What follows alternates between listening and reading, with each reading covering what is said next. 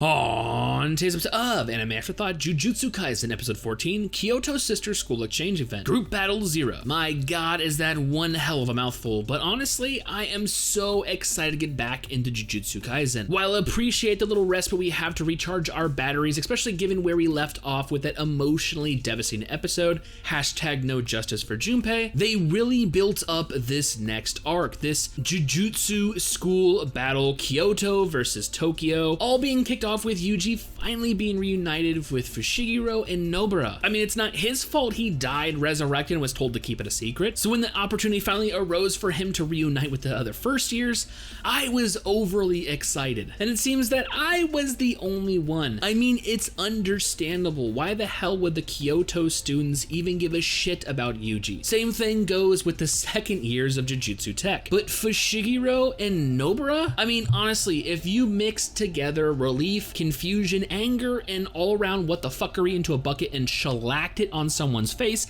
that is the expression you would get. I mean, judging by Nobara's tear later in the episode, yes, they are relieved to get their friend back, but why in my heart of hearts do I think this entire circus act was just some kind of demented fuck you to the principal of Kyoto on the behalf of Gojo Senpai? I mean, we already know how he feels about the elders of this Jujutsu society, but if you keep fucking with this old dude, it's liable to bite you in the ass, or at least one of your students. See, this startling revelation that caught the Kyoto principal off guard was just the spark he needed to enact his plan. Well, the sister school exchange event will be a wacky curse spirit exorcism race, where the two schools compete to be the first to exorcise a second grade curse. This will merely be a facade for the Kyoto students. The principal has tasked him with a new mission: kill Yuji Itadori. If Sukuna's vessel dies during this exchange event, it'll be written off as an accident. Now is the most opportune time, and I have to say this is one of my most favorite parts in today's episode, and I'm slowly beginning to understand why you guys love Toto so much. This dude is a fucking boss. Like this, honestly, it goes Chad, it goes Toto, and then it goes Yami. That's how that scale goes. I have to say, the dude is a legit fucking mad lion. There is a kind of imbalance going on in the group. Some are for the assassinations, others are questioning it. Some just have their own motivations. Some just want to play the game. Mai wants to take on her sister and Nobara, but they're all being called to fall in line except one individual. Yes, Toto. Now Toto, he doesn't like being told what to do. He's already been put into a sour state given the Kyoto students' ideal women don't match up with his, but when it comes to this little scheme, he's telling everyone, including the principal, to fuck off. And if you ever try to order him again, he will fucking kill you. Like, this dude is legit. I'm still hoping that him and Yuji can kind of like meet, given that his first introduction we saw of Yuji was like, hey, I like Jennifer Lawrence, and this dude asks everyone their favorite fucking woman. Like, I don't know, maybe I'm just asking for too much. Now back at Team Tokyo, everything is honky-dory. They're going over their strategy, like, you know, like they're not planning to assassinate anyone today, trying to decide whether or not to involve Yuji in their current plan. Of course, when it comes down to explaining Yuji's power, honestly, I love the way Fushiguro explained it. Like, if it came down to a fight and everyone versus Yuji, you know, without curse energy, Yuji would fucking win. And I was like, yo, like that's a bro right there. Like, he knows what's up. He knows Yuji, when it comes down to his actual physical strength, is a badass. But what he doesn't know is that he's been perfecting and working on, you know, manipulating his curse energy. So,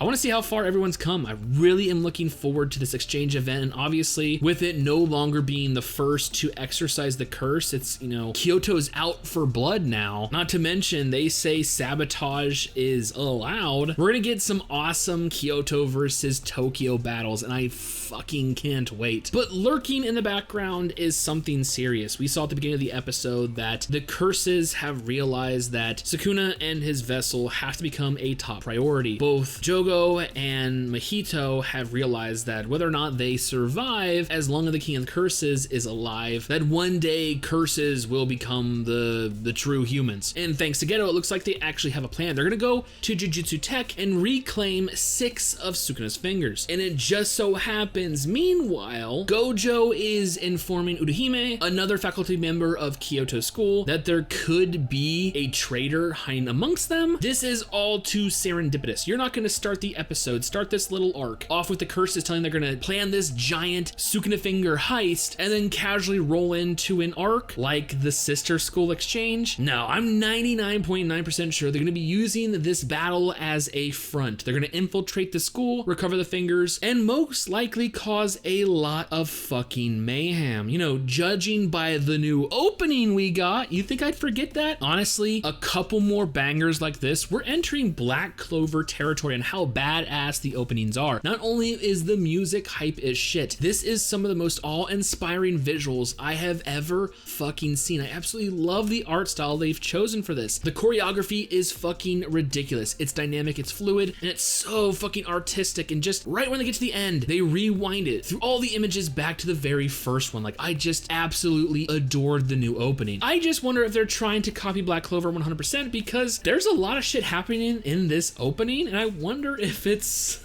well, hashtag spoilers. I have no fucking clue, but I'm looking forward to finding out. So with all that being said and more Jujutsu Kaisen next week, I honestly cannot wait for future episodes.